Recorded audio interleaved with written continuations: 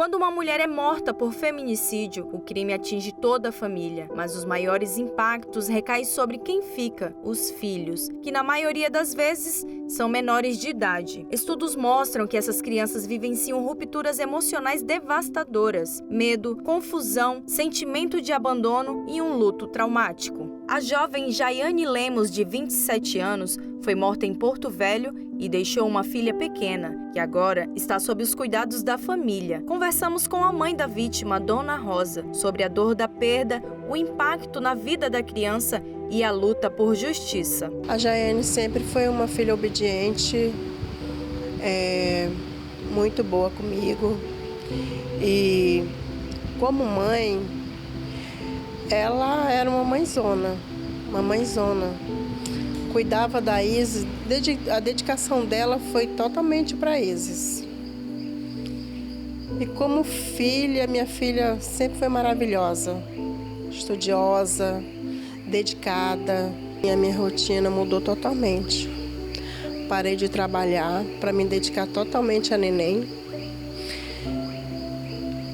Mudou muito a minha vida.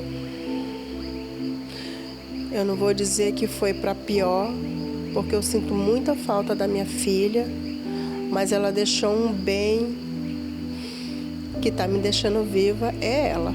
A saudade da minha filha nunca vai passar.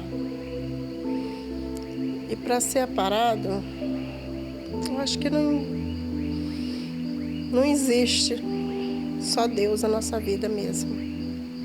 E a neném que me conforta e minha outra filha, que é a Natasha, que ela me dá muito apoio. A irmã da vítima, Natasha, também relembrou a trajetória de Jaiane e contou como a família tem vivido o luto e buscado amparo. Olha, minha irmã era uma pessoa maravilhosa, era minha maninha, né, minha irmã caçula, né, eu vou chorar.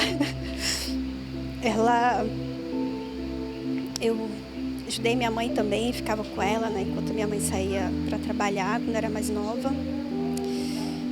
E era uma mulher independente, tinha muitos sonhos para realizar, que infelizmente foi tirada da vida tão brutalmente.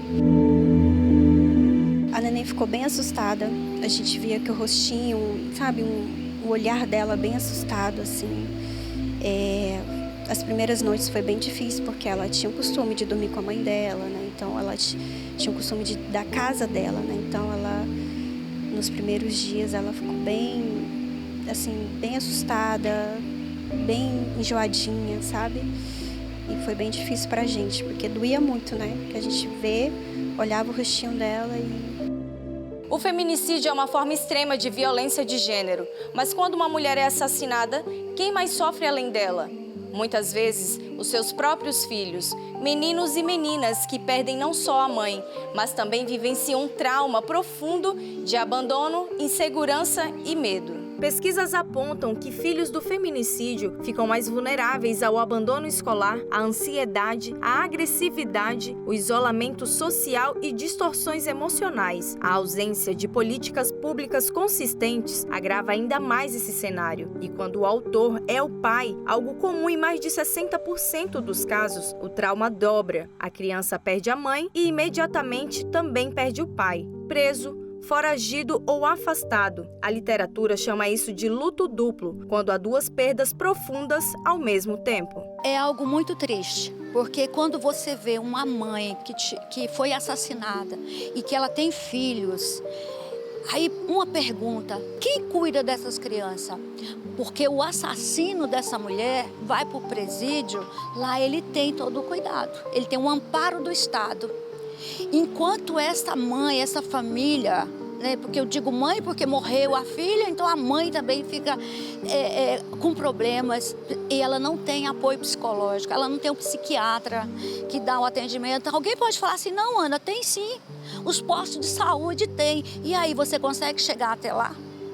Quando você marcar uma consulta para você chegar atendido, essa família já aconteceu o que com ela? E essas crianças, na maioria das vezes, ficam desamparadas. Por isso, talvez hoje a gente vê tanta criança na rua, né? Nós podemos ver, Manu, a situação nas escolas de bairros. Então, crianças lá completamente desestruturadas, não consegue aprender, não tem um aprendizado bacana, porque o psicológico dele está destruído. Então, é mais uma questão que o Estado precisa acordar para essa situação. E o nosso Estado está cheio de crianças abandonadas. Nenhuma criança deveria ser órfã de feminicídio. O cuidado com essas vidas exige políticas públicas, apoio familiar e comunitário, e uma sociedade que diga com ações que elas não estão sozinhas.